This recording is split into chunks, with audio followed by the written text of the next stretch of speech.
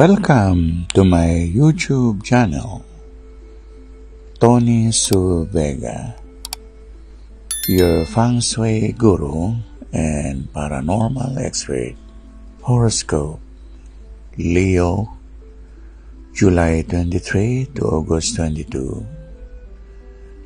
Thursday, July 25, 2024. It is all about mobility and transporting. There will be surprises on this aspect. Be careful when you're traveling. Just be cautious where you go. Ang ating pong horoscope ngayong araw na ito, Huwebes, 25 ng Hulyo 2024, ay may kinalaman sa pagbabiyahe. Mag-ingat, maraming peligro sa daan. Tingnan ang daraanan.